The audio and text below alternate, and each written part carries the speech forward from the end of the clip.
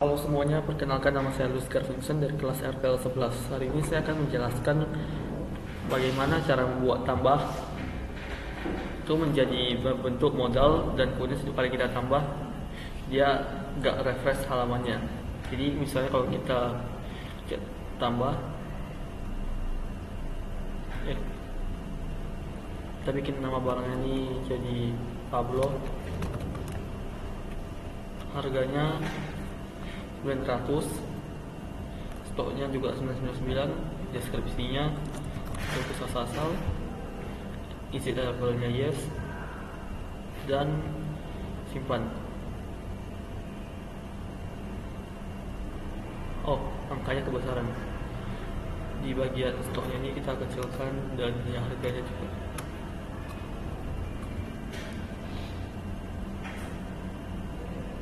Nah, jadi dia akan menambah nih satu Pablo 9999. Nah, caranya pertama kita pastikan dulu function untuk tambahnya di bagian tambah produk. Dia return-nya ini, kalau misalnya dia requestnya Ajax, dia akan return sukses. Ini berbeda buat kalau misalnya kita role-nya seller. Jadi sistem tambah itu masih seperti yang di awal. Tapi kalau misalnya kita jadi admin, tambahnya kan menggunakan yang di atas, yang Ajax. Dia hanya return mission sukses dan data edit successfully saja. Kemudian untuk di bagian tampilannya, yaitu page control, kita search. Nah, tambah produk.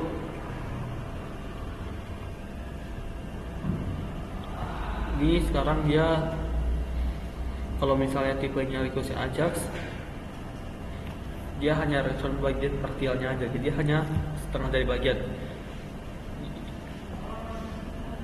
Bisa cek dulu.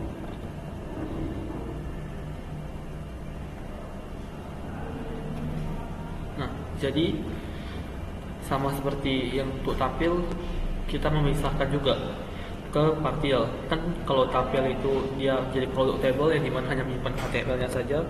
Kalau untuk produk kita buat jadi form. Jadi hanya isi form action ini sampai ke bawah ini aja. Ini untuk handle langsung dua-duanya, edit dan hapus. Bentuk ini masih sama, kita bisa ngambil dari edit produk yang dimana kita udah hapus, dan kemudian untuk JavaScript-nya itu ada di sini, custom model yes. Nah,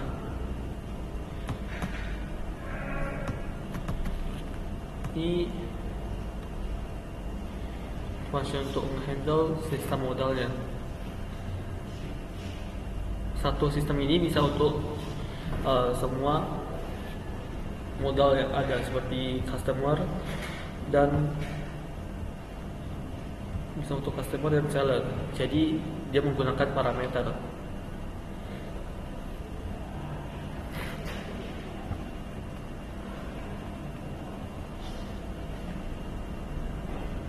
Nah,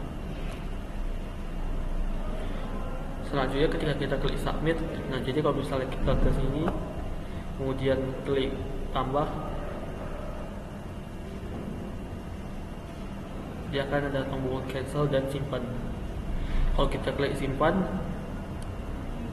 dia akan ambil dulu tipenya. Nah, ini kalau misalnya dia produk ya, dimana tempat kita mau tambah, dia hanya reload. Dia akan menggunakan function reload product table, yang dimana reload produknya setelah kita mengirim requestnya. Jadi dia nggak refresh satu halamannya itu. Nah, selanjutnya ini adalah untuk delete dan perform delete-nya. Ini akan dijelaskan di video selanjutnya. Dan